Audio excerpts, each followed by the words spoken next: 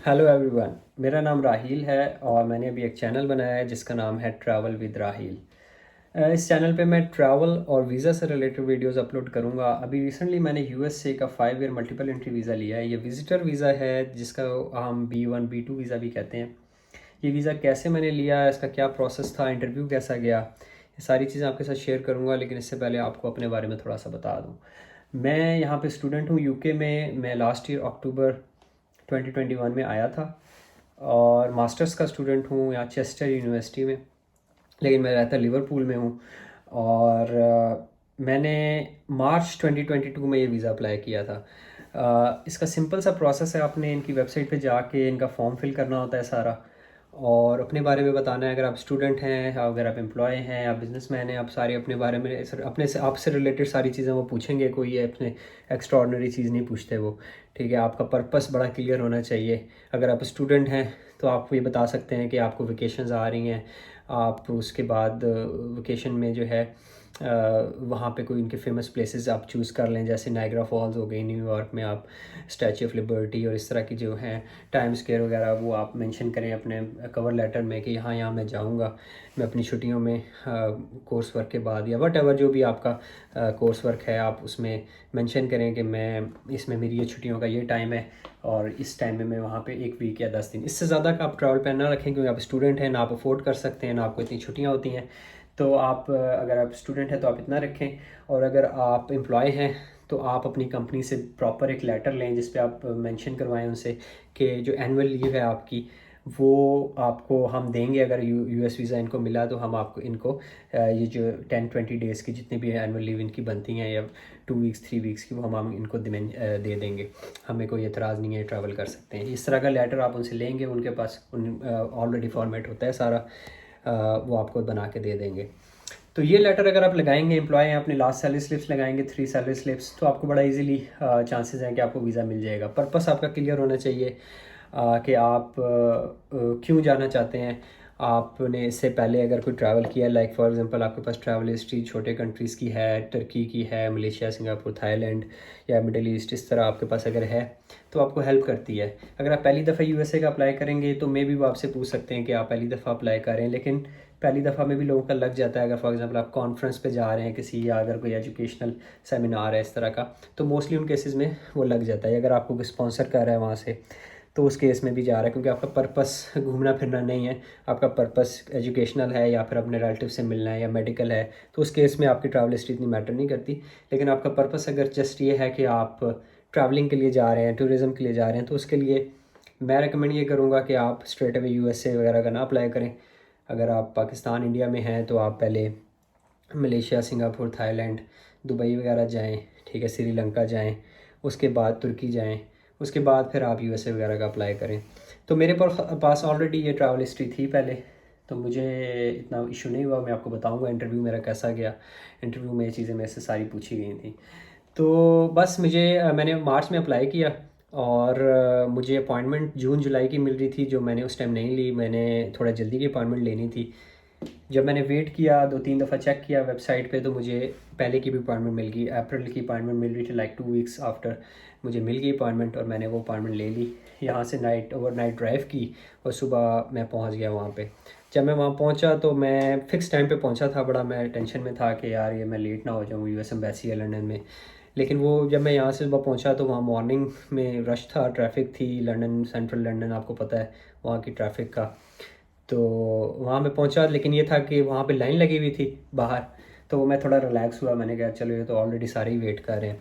तो वहाँ पे Indian, Pakistani, Bengali, specially Chinese और ये सारे वहाँ पे लाइन में लगे हुए थे यूएस वीज़े के लिए।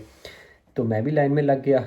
मेरे से बाहर जो डेस्क पे उनके एक बैठी हुई थी औरत, उसने पूछा आपसे अपॉइंटमेंट लेटर आपसे मांगती है, वो आपका पासपोर्ट देखती है, फिर उसके बाद कहती है ठीक है आप अंदर जाएं। आप अंदर जाते हैं, आपको बड़ा सिंपल सा प्रोसेस है। वो आपको एक टोकन दे देते हैं, टोकन पे आप वेट करते हैं, आपका नंबर आता है। जब आपका नंबर आता है तो फिर वो आपसे बस 2 से 3 मिनट का इंटरव्यू लेंगे। इंटरव्यू कैसा गया, मैं अपने सारे डॉक्यूमेंट्स लेके गया था, bank statement, student letter, flight ticket, hotel booking और अपना कोविड का सर्टिफिकेट, एवरीथिंग मैं सब कुछ लेके गया था। उन्होंने मेरे से कुछ नहीं मांगा, जस्ट उन्होंने मेरा पासपोर्ट देखा, मेरा BRP देखा, जो रेजिडेंस परमिट होता है आपका, और आपका अपॉइंटमेंट लेटर, तो डेफिनेटली वो आप अपॉइंटमेंट लेटर पे उस डेट पे गए हैं। ये 3 चीज़ें जस्ट वो आपकी देखते हैं मोस्टली 90% केसेस में। लेकिन मैं ये रेकमेंड नहीं करता कि आप बाकी डॉक्यूमेंट्स ना लेके जाएँ, सारे डॉक्यूमेंट्स लेके जाएँ, वो आपसे कोई भी डॉक्यूमेंट्स पूछ सकते हैं। तो जब मेरे इंटरव्यू की बारी आई, तो एक वहाँ पे था यंग एज का बंदा था, लाइक उसकी 30 ईयर्स एज होगी। उसने मेरे से इंटरव्यू लिया, गोरा था USA का। उसने मेरे से पूछा कि आप जो हैं स्टूडेंट हैं यहाँ पे? जी मैंने कहा जी मैं स्टूडेंट हूँ। अच्छा, उसने मेरे से पूछा आपकी डिग्री कब एंड हो रही है? मैंने बताया जी कि मैं अप्रैल में गया था, तो मैंने कहा मेरी डिग्री अक्टूबर में ख़त्म हो रही है। तो मेरे पास अच्छा टाइम था बीच में। तो मैं आपको फिर बताऊंगा कि मेरे इंटरव्यू में प्लस पॉइंट्स क्या थे, ठीक है, ये मैं एंड पे आपको इंटरव्यू के बताऊंगा। तो उसने मेरे से पूछा कि आपकी डिग्री एंड कब हो रही है? मैंने कहा जी अक्टूबर में एंड हो रही है। उसने कहा ठीक है।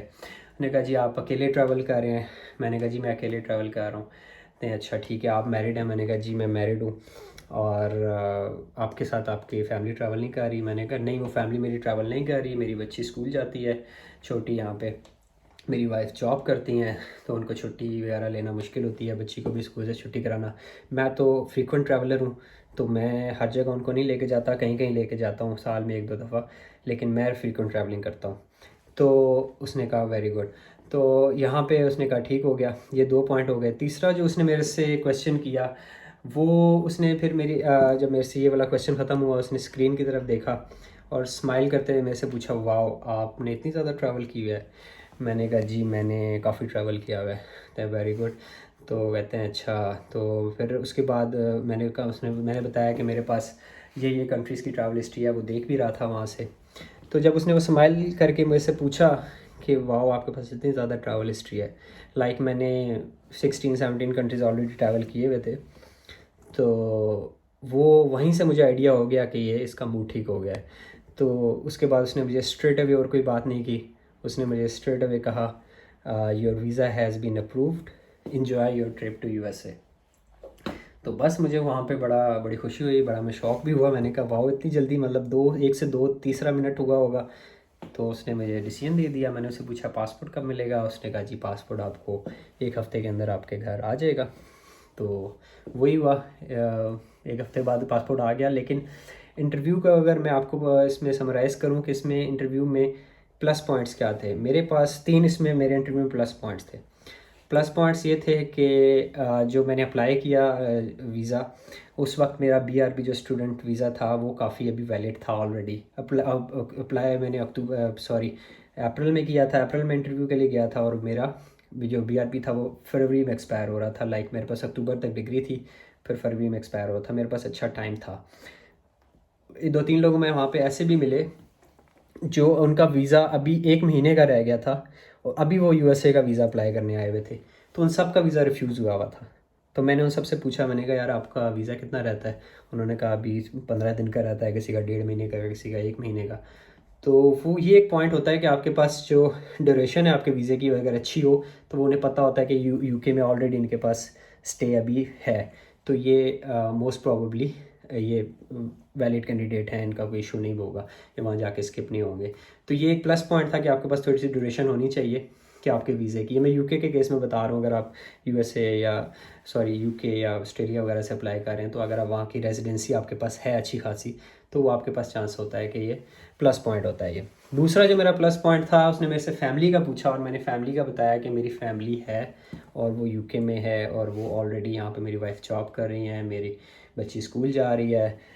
उस पे मेरे बड़े स्ट्रॉन्ग टाइज शो हुए। उसमें पता लगा कि उसने ये सोचा होगा कि यार इसकी बच्ची यहाँ पे है, बच्चे यहाँ पे हैं, और इसकी वाइफ है यहाँ पे जॉब कर रही है, तो ये वहाँ USA क्यों जाएगा, स्किप क्यों होगा? तो ये बड़ा वैलिड पॉइंट था मेरा दूसरा। इसके बाद जो तीसरा मेरा वैलिड पॉइंट था, वहाँ से तो डिसीजन उसने मतलब क्लियर ही हो गया जब उसने मेरी स्क्रीन की तरफ देखा, जब इंटरव्यू ले रहा था, और उसने कहा वाह आपके पास इतनी ट्रैवल हिस्ट्री है, इतनी जगह आपने ट्रैवल किया हुआ है।